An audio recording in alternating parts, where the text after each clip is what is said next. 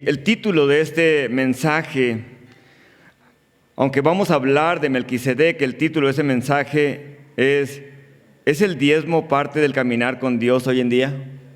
Porque vamos a ver eso en este tema en esta mañana. Pablo, después de haberles hablado y advertirles del peligro de no tomar en serio a Jesús como su Salvador, pero también como su Señor, de no tomarlo en serio como sacerdote, como Rey de Reyes, les da una advertencia, pero también Pablo reconoce la valentía de estos hebreos cristianos que han sido perseguidos y están siendo perseguidos en todo el imperio de Roma. Y su valentía es que a pesar de ello, el ser judíos les daba, hasta cierto punto, les daba una protección ante el imperio romano.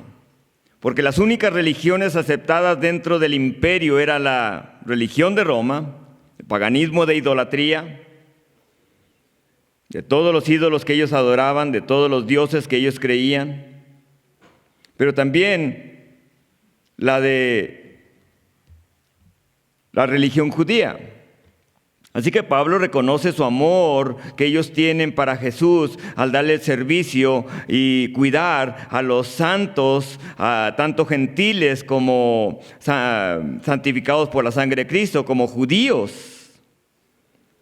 Y después de hablarles de esa vida cristiana práctica que ellos están viviendo, reconociendo su amor, ahora va a continuar diciéndoles quién es el sumo sacerdote de acuerdo al orden de Melquisedec, que es Cristo Jesús. Ahora vamos a poder ver que ellos están en la capacidad de entender lo que Pablo les va a explicar sobre este ser misterioso, esta persona extraña que aparece de la nada y desaparece repentinamente. Tan maravilloso es este ser que David lo vuelve a citar en el Salmo 110:4. En Génesis 14 se menciona a Melquisedec. Y solamente lo mencionan 3 versículos. David lo menciona en un versículo y ya no se vuelve a mencionar en toda la Biblia hasta el libro de Hebreos. Los judíos debieron ver que Jesús no era de la descendencia de Leví, que era de la descendencia de Judá. Y por eso dice que no era del sacerdocio de Aarón, sino del orden de Aarón, sino del orden de Melquisedec. Vean el versículo 1 del capítulo 7 ahí. Este Melquisedec, rey de Salem, sacerdote del Dios Altísimo, salió a recibir a Abraham, que volvía de la derrota de los reyes, y lo bendijo. A él, asimismo, dio a Abraham los diezmos de todo. Melquisedec significa primero rey de justicia y también rey de Salem. Esto es rey de paz. Nada se sabe de su padre, ni de su madre, ni de sus antepasados, ni tampoco del principio y fin de su vida. Y así, semejanza del Hijo de Dios, permanece sacerdote para siempre. Melquisedec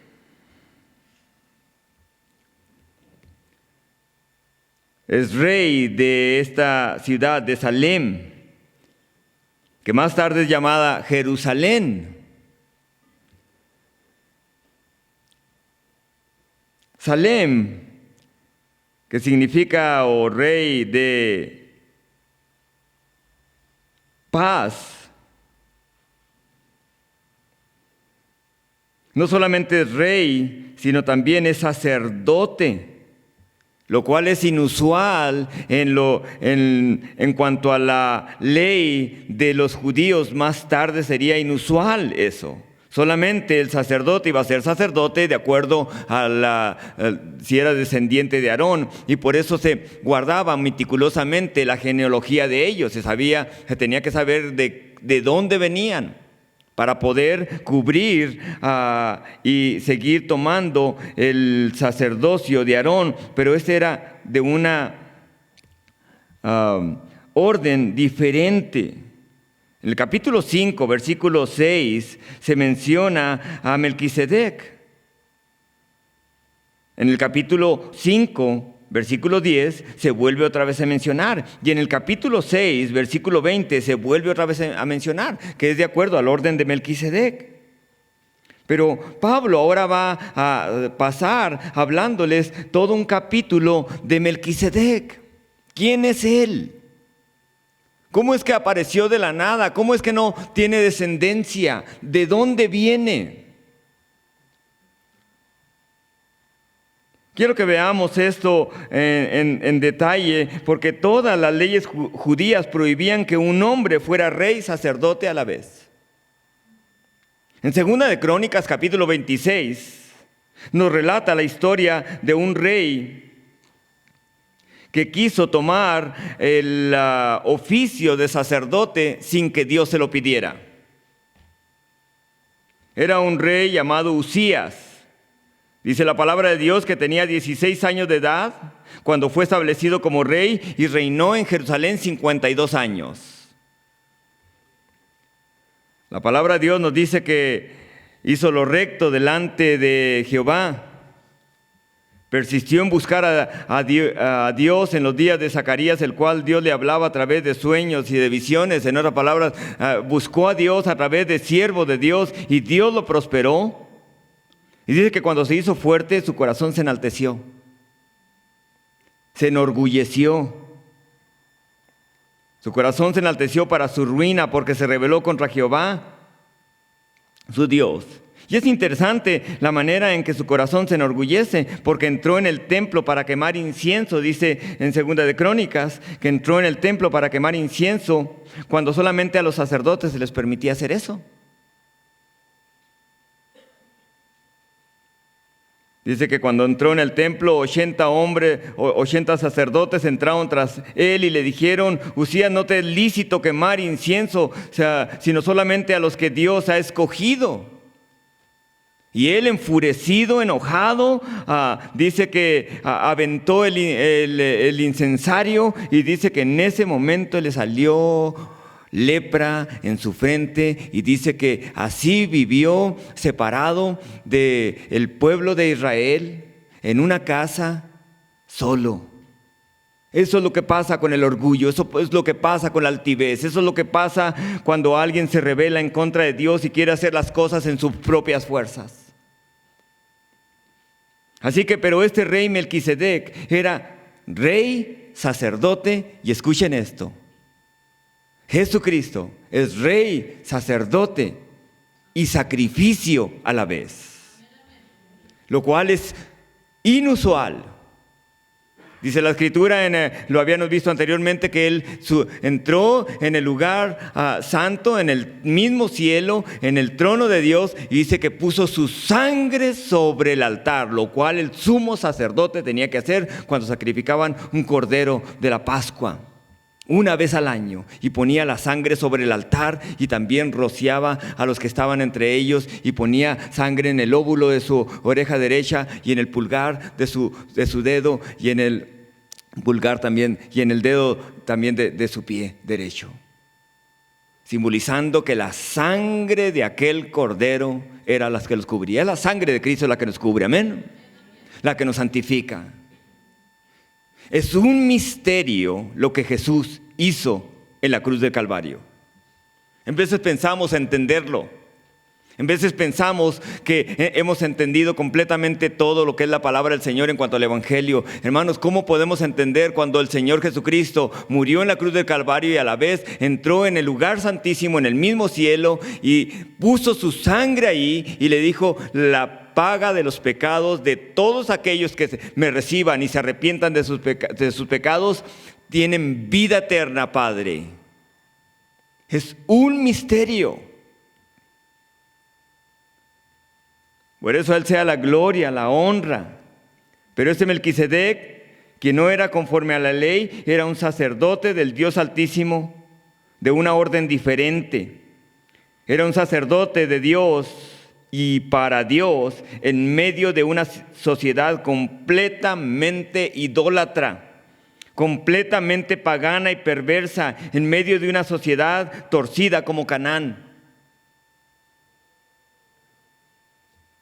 Siglos después que había venido el diluvio, siglos después que había llegado el juicio de Dios sobre un mundo completamente contra Dios, en un mundo lleno de maldad, siglos después, Noé había establecido y habían seguido a Dios y lo adoraban al Dios verdadero.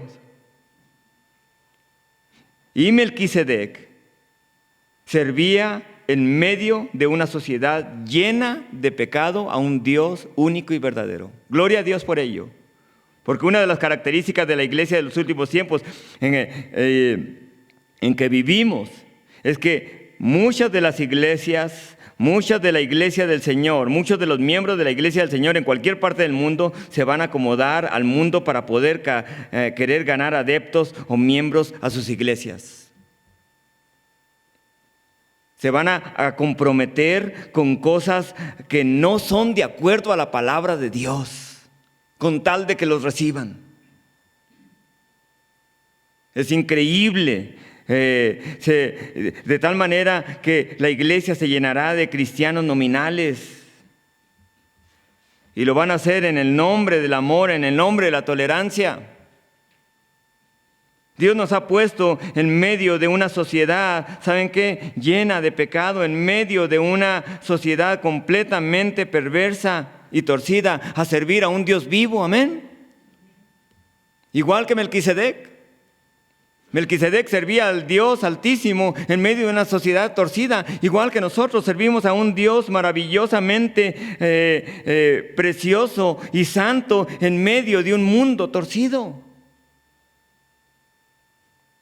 Filipenses 2, 14, 15 dice: haced todo sin murmuraciones y contiendas, para que seáis irreprensibles y sencillos hijos de Dios, sin mancha en medio de una generación maligna y perversa.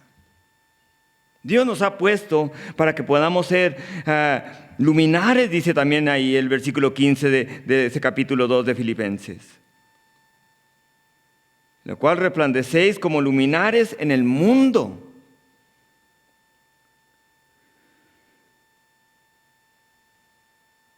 No debemos adaptarnos al mundo porque ellos lo hacen y aparentan felicidad.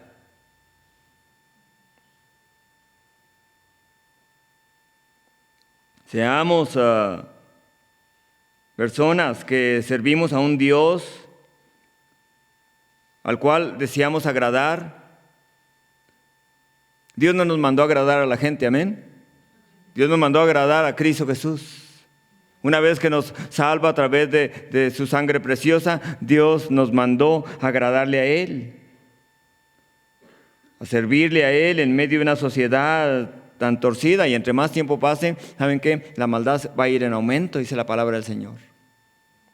Va a ir en aumento y lo estamos mirando. ¿Quién es pues este Melquisedec? Vean ahí de nuevo ahí el versículo 2, versículo 3, perdón. Dice: todo sumo sacerdote era constituido para presentar ofrendas y sacrificios, por lo cual es necesario que también, estoy leyendo el otro versículo. Versículo 3 dice: nada se sabe de su padre, ni de su madre, ni de sus antepasados, ni tampoco del principio del fin de su vida, pues es semejante al Hijo de Dios, pero permanece sacerdote para siempre.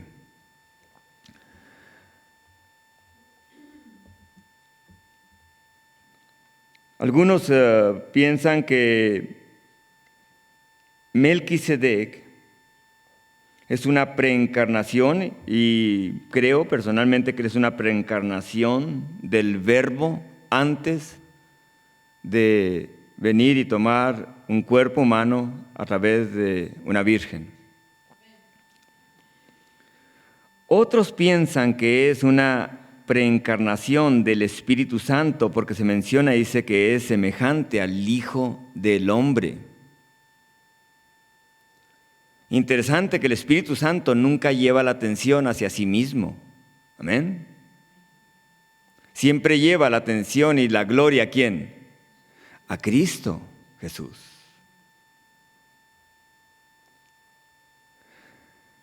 La verdadera doctrina en cuanto al Espíritu Santo, el Espíritu Santo siempre llevará la gloria a Dios Padre y a Cristo Jesús. Por eso cuando en realidad cuando hay grupos pentecostales o neopentecostales haciendo desórdenes y llevan la atención y dicen, el Espíritu de Dios está aquí, vean todo lo que está haciendo. El Espíritu de Dios nunca llevará la atención hacia sí mismo. Son ellos los que están queriendo llevar y a lo mejor decir, el Espíritu Santo está haciendo esto. Es increíble que muchas veces iglesias adoptan cosas que no hace el Espíritu de Dios y dicen que el Espíritu de Dios lo hace. Cuando empiezan a tirar personas, cuando empiezan a darles bolsitas para que puedan vomitarse en el Espíritu. Es impresionante, son cosas que el Espíritu de Dios no hace.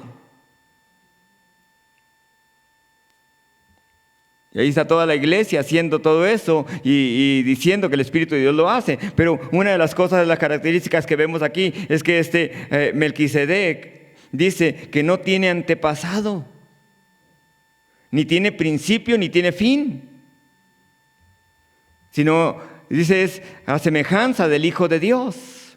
Por eso es que algunos teólogos piensan y creen que es una preencarnación del Espíritu de Dios para poder manifestar algo de protección, en cuanto a protección y bendición para Abraham antes de que llegara el rey de Sodoma. Si leen la escritura en Génesis capítulo 14, el rey de Sodoma fue al encuentro de Abraham y antes de que llegara él, llega primero Melquisedec. Llega primero Melquisedec. Quiero que noten dos características en cuanto a este rey. Número 1, versículo 3. Se llama Rey de Salem. ¿Qué quiere decir rey de qué? Rey de paz. Quiero que noten esto. Pero quiero, antes de ver que es el rey de paz, se menciona que es rey de qué? De justicia. Porque no hay paz sin la justicia de Dios imputada o puesta en los hijos de los hombres. Nadie puede tener paz si no tiene primero la justicia de Dios que es en Cristo Jesús. En veces que queremos que la paz venga hacia las personas, ¿saben qué? Cuando esa persona no abraza la justicia que Dios nos ha otorgado, que es Cristo Jesús.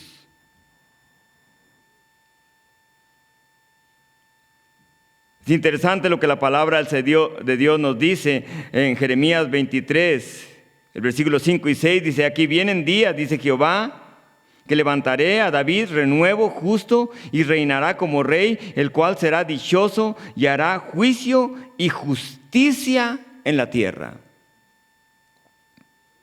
En sus días será salvo Judá, e Israel habitará confiado, y este será su nombre con el cual le llamarán. Miren cómo le llamarán. Jehová, justicia nuestra. No dice nuestra paz, dice nuestra justicia. Porque Él nos ha vestido, ha cubierto, ha borrado nuestros pecados. Y nos ha vestido con su justicia, la justicia de Cristo en nuestras vidas. Ahora, Jesucristo es el único que puede gobernar justamente, amén. Cada vez, quiero que podamos ver esto, la venida de Cristo está a las puertas. Y cada vez los gobiernos serán más pervertidos, más corruptos, cada vez, tanto de derecha como de izquierda o del medio, hasta llegar el último gobierno que vendrá a querer gobernar mundialmente, que será un gobierno totalitario, un gobierno adoptando capitalismo, o en otras palabras el dinero, el control del dinero, pero a la vez un gobierno que va a decir lo que él dice se debe de hacer. Nosotros no esperamos un gobierno así, nosotros esperamos a nuestro Cristo, amén. Que Él vendrá y reinará con justicia la tierra, dice.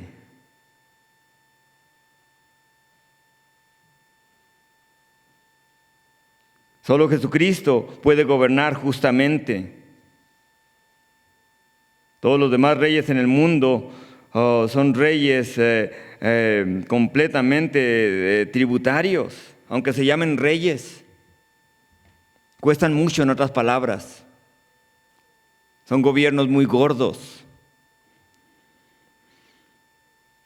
Pero noten, no solamente rey de justicia, sino rey ¿de qué? De paz.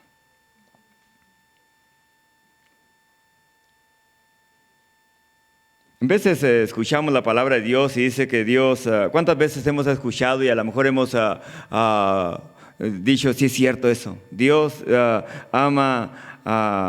Dios aborrece el pecado, pero ama al ¿qué? Es falso, es antibíblico eso. Completamente antibíblico. Dice la Escritura, y la Escritura está en todo Proverbios. En todo Proverbio dice que Dios aborrece al impío, odia al impío, odia al pecador.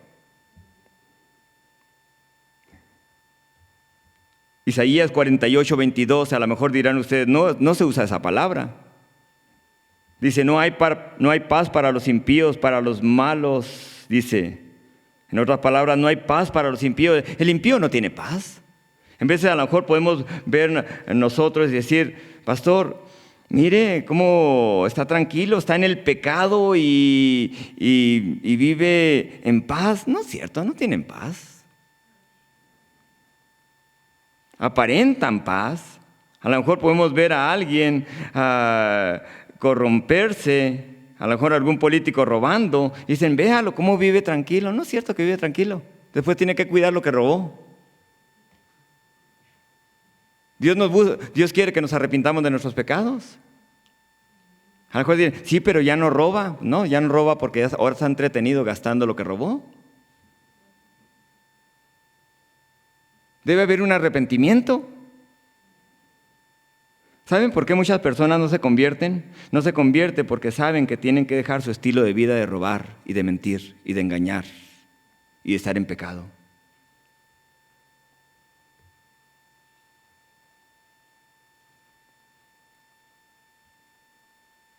La palabra de Dios nos dice en Isaías 61:10, dice, en gran manera me gozaré en el Señor, mi alma se alegrará en mi Dios. Y luego dice, ¿por qué se alegrará? Porque Él me ha vestido con vestiduras de salvación, me ha cubierto con manto de justicia.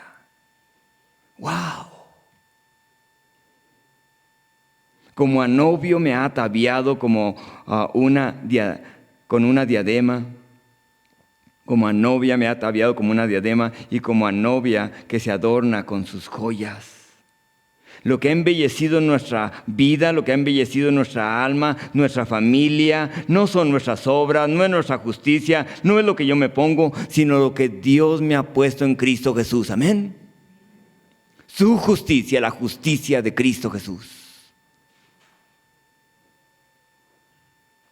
Por eso ahora tengo paz con Dios. Porque hemos sido justificados por la fe por medio de nuestro Señor Jesucristo. Amén. Hemos sido justificados por nuestro Salvador Jesucristo. Sin padre, sin genealogía, que ni tiene principio de días ni fin de vida, sino hecho semejante al Hijo de Dios, permanece sacerdote para siempre. Es interesante que la descendencia de Aarón debería de guardarse con mucho cuidado. Así que cuando leen el libro de Esdras, es interesante porque en el libro de Esdras, el capítulo 7, nos menciona, dice que de ahí tomaron los nombres y le dijeron, ¿quién viene de la descendencia de Aarón? Y meticulosamente los escribieron.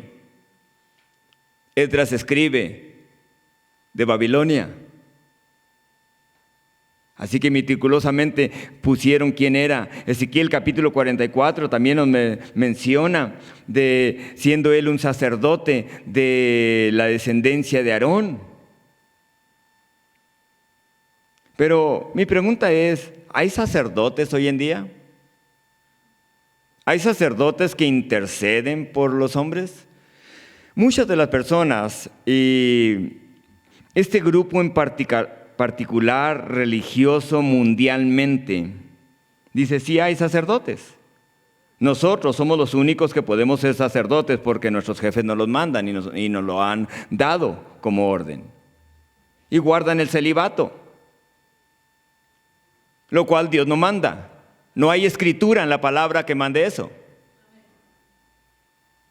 Y es interesante la manera en que se menciona, porque dicen solamente a través de lo que yo le establezca, a través de lo que yo le diga, a través de lo que oraciones que yo le dé a usted, usted puede tener justicia y quizá tenga paz con Dios.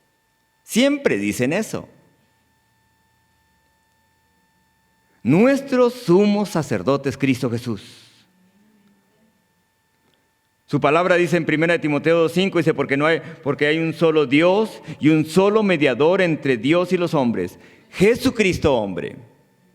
No hay otro. A lo mejor dirán ustedes, sí, pero la palabra de Dios dice que somos sacerdotes del Dios de Dios. Hasta cierto punto cumplimos, ¿saben qué? En poder orar por los demás. Pero nosotros no podemos perdonar pecados, solo Cristo perdona pecados. Solo Cristo puede perdonar pecados. Por eso Melquisedec, a semejanza del Hijo de Dios, en esta forma perfecta, permanece sacerdote eternamente, intercediendo por nosotros.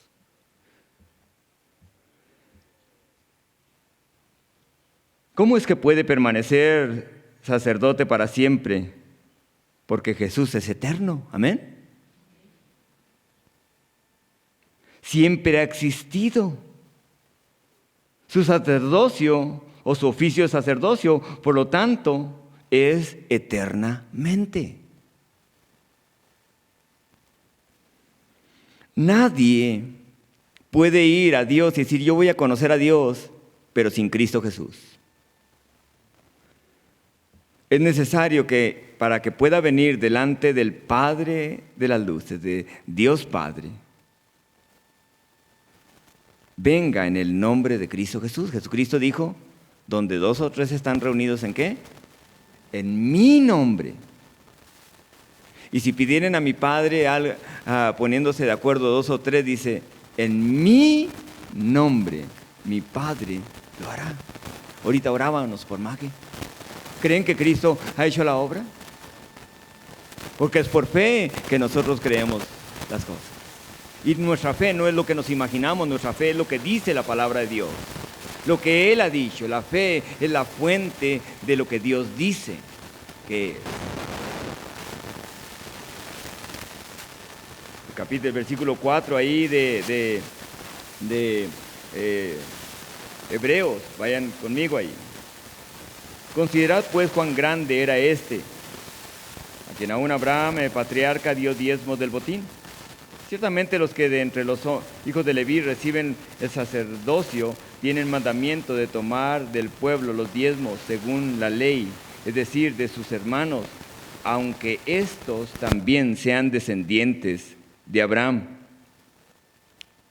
Pero aquel cuya genealogía no es contada entre ellos, tomó de Abraham los diezmos y bendijo al que tenía las promesas, refiriéndose a Abraham. Y sin discusión alguna, el menor es bendecido por el mayor.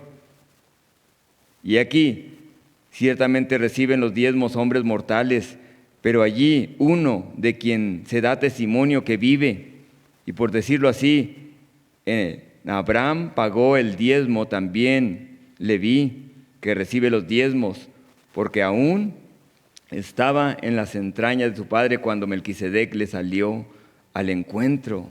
Interesante lo que hace el Señor. 6 veces, y quiero que podamos verlo de esta forma.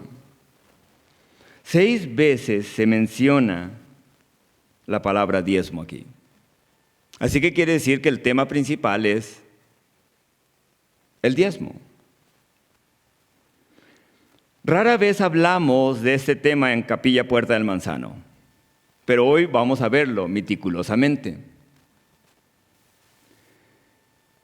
Quiero que noten el énfasis porque es la acción de Abraham la que se menciona que hace con este ser misterioso que aparece de la nada. No podemos omitir la acción que Abraham hace sobre este ser Melquisedec. Así que, capilla, hoy me van a escuchar sobre este tema del diezmo y usted va a poder salir debatiendo en su mente y en su corazón o aceptándolo o no aceptándolo. Si lo acepta, va a ser protegido por Dios, dice la palabra de Dios, y lo vamos a ver detalladamente.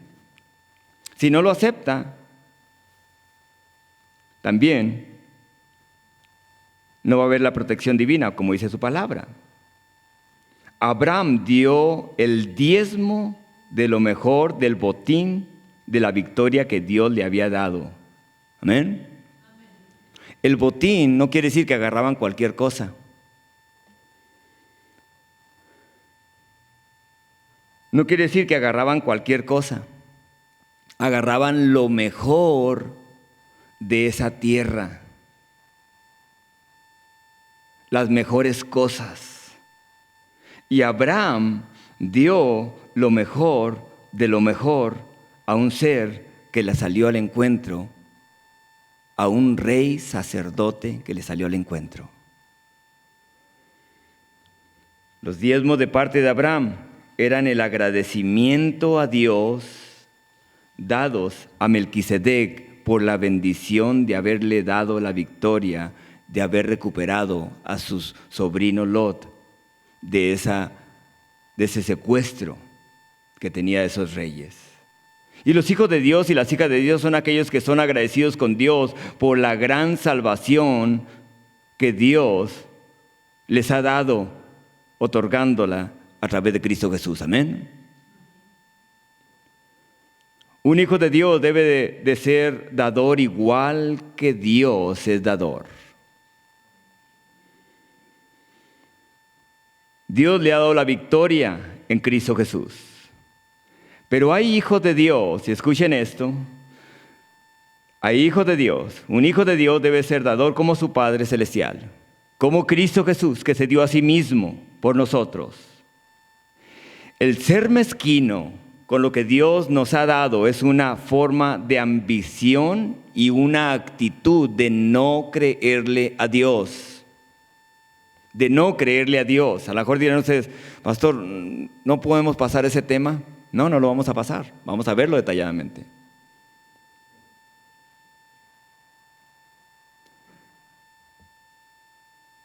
Una persona que lucha en abrir su bolsa muestra que su corazón no está completamente convertido. En otras palabras, yo controlo todo en mi vida. Dios, usted controla todo en mi vida. Yo controlo ciertas áreas de mi vida. Y esta usted no la toca. Es decirle a Dios eso. Es no creerle a Dios.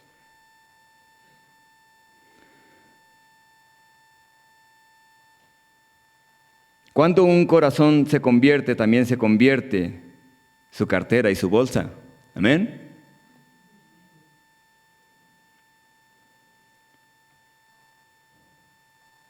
Hay personas que no creen en el diezmar, porque dicen eso Es del Antiguo Testamento, es de la ley.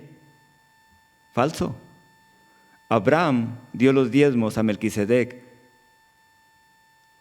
mucho antes, siglos antes de que la ley viniera. ¿Por qué? Porque oralmente fue pasado de generación en generación en dar y ser dador como Dios. Es interesante que cuando Jesucristo habló a los hijos de Israel sobre el diezmar y el ofrendar, les dijo cuál era la razón y la forma en hacerlo. En Mateo 23, Jesucristo le dijo: ay de vosotros, escribas y fariseos hipócritas, porque diezmáis la menta y el eneldo y el comino, y dejáis lo más importante de la ley, la justicia, la misericordia y la fe. Los fariseos eran tan meticulosos en dar a Dios lo que era de Dios, apartaban si tenían cominos, contaban los granitos. Imagínense eso, pasar tiempo contando los granitos, y estos son el diezmo. Pero lo hacían sin la justicia de Dios, sin ser revestidos de la justicia de Dios, sin amor y sin misericordia, sin fe para con Dios. Lo hacían para ser vistos por los demás. Y por eso Jesucristo les dice: era necesario hacer esto sin dejar aquello. Es necesario mostrar justicia, misericordia y fe sin dejar de ofrendar ni de diezmar. A lo mejor dirán ustedes: ¿para qué vine en este día?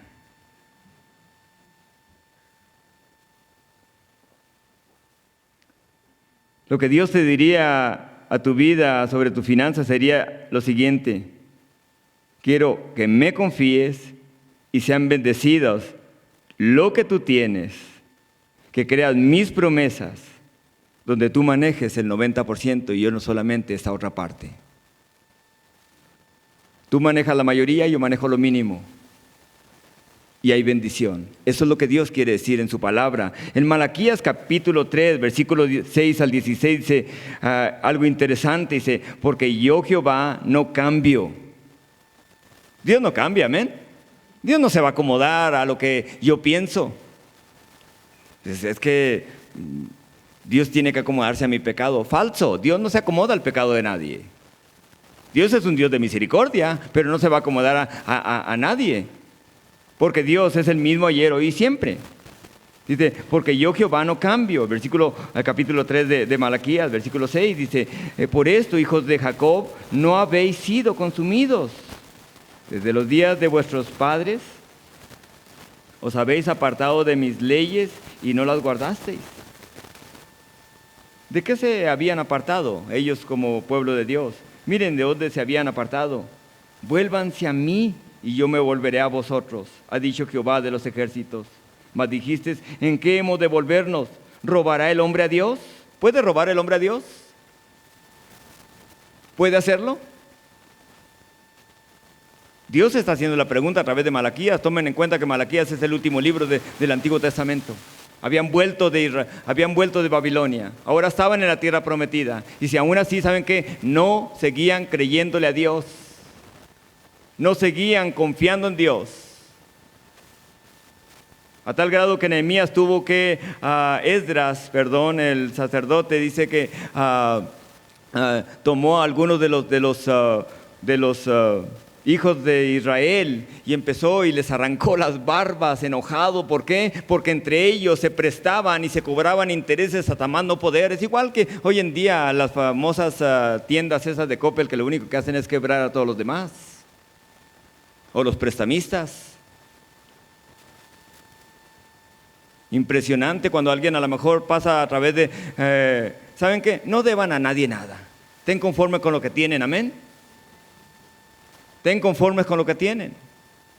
Es que necesito endeudarme. No necesito endeudarte. De lo contrario, sabe que su tiempo va a ser de la persona que le prestó. Usted va a ser siervo, esclavo de esa persona. Viva con lo que Dios le ha dado. Administre las cosas como Dios se las ha dado. Esté contento con lo que Dios le da. Y por eso, ¿de qué se habían?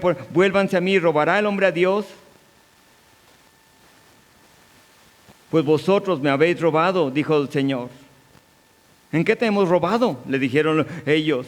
En vuestros diezmos y ofrendas. Malditos sois con maldición, porque vosotros, la nación toda, me habéis robado. Traed todos los diezmos al alfolí y haya alimento en mi casa. Y probadme ahora en esto. Es el único lugar en toda la Biblia donde nos dice que le probemos. Es el único lugar donde dice, pruébame en esto, dice el Señor. Cuando Satanás vino ante Jesucristo, le dijo, tírate porque el Señor te va a bendecir con sus ángeles. Y el Señor le dijo, no tentarás al Señor tu Dios, no probarás a Dios. Y sin embargo aquí Dios dice, pruébenme en esto, dice Jehová de los ejércitos, y si no, os abriré las ventanas de los cielos y derramaré bendición sobre ustedes hasta que sobreabunde. Y entonces da una promesa más. No solamente los voy a bendecir, voy a reprender también por vosotros al devorador, y no os destruirá el fruto de la tierra, ni de vuestra vid en el campo, ni su campo será estéril, dice Jehová de los ejércitos. Y todas las naciones dirán, bienaventurados, porque seréis tierra deseable, dice Jehová de los ejércitos. En otras palabras, Dios les dice, los he puesto entre las naciones para que otras naciones puedan ver cómo hijos e hijas me obedecen a mí, me creen a mí. El mundo no le cree a Dios, amén, no le cree a Dios, pero hay hijos e hijas de Dios que tampoco le creen a Dios. No me gusta eso, no me gusta. Eso muestra que su corazón no está entregado a Dios completamente. Y escuchen eso y pongan atención en lo siguiente. Hay algo sobrenatural cuando le creemos a Dios, cuando alguien no lo hace y le está diciendo a Dios, todo te pertenece a Dios, a ti Señor, menos esto, menos mis finanzas.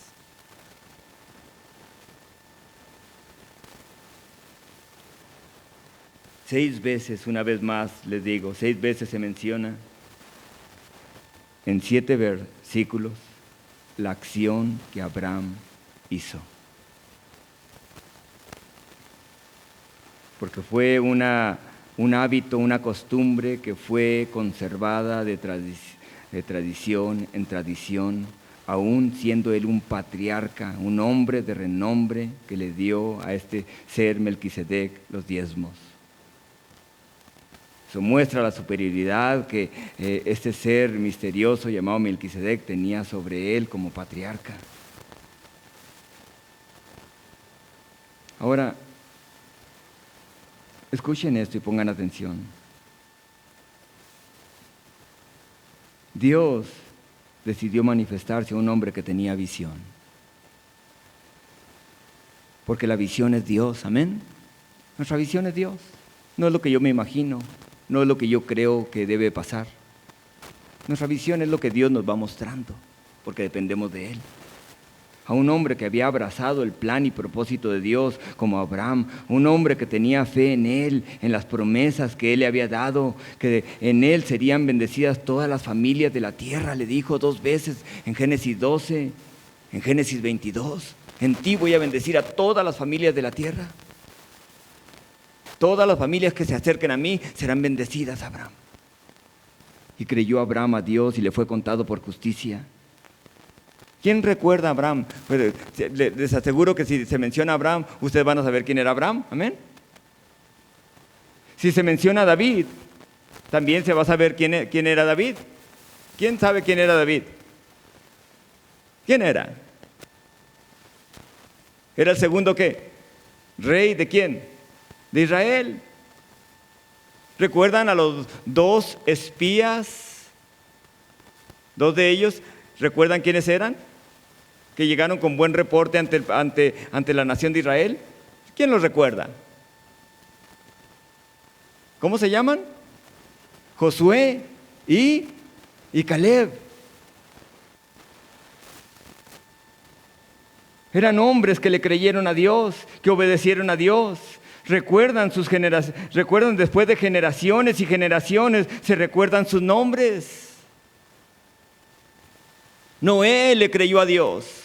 ¿Recuerdan quién era Noé? ¿Quién recuerda quiénes eran los 10 espías que desanimaron a toda una nación? ¿Recuerdan sus nombres? ¿Quién puede decirme los nombres de ellos? Díganmelos. ¿Hay alguien que me pueda decir los nombres sin verlos? Números 13 los menciona. Pero escuchen esto y pongan atención en esto. Porque los hombres mezquinos, los hombres que no le creen a Dios, son olvidados. Los hombres que no tienen visión son olvidados de generaciones en generaciones. Son los hombres de visión los que son recordados. Son las hijas de Dios las que tienen visión para Dios y las que le creen a Dios, las que son recordadas.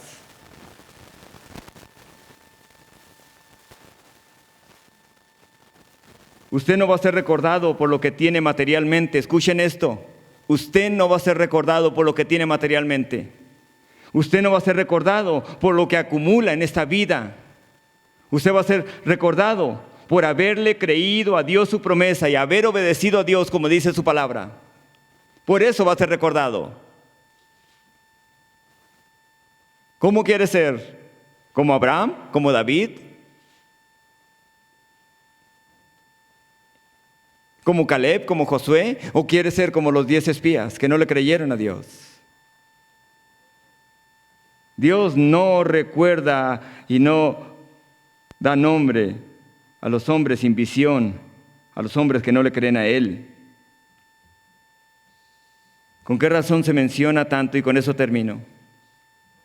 ¿Con qué razón se menciona tanto la acción de Abraham hacia un ser que vino ante él antes de que llegara el rey de perversión de Sodoma? Les aseguro que si hubiera llegado el rey de perversión, le quita todo lo que él ha obtenido. Y la palabra del Señor nos dice en Malaquías, la palabra de Dios nos dice en Malaquías, que él detendrá ¿a quién? Al devorador. Es una promesa de Dios.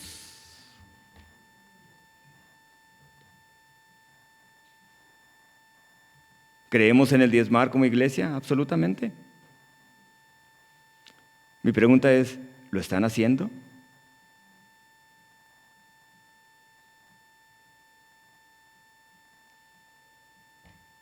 ¿Cómo serán recordados?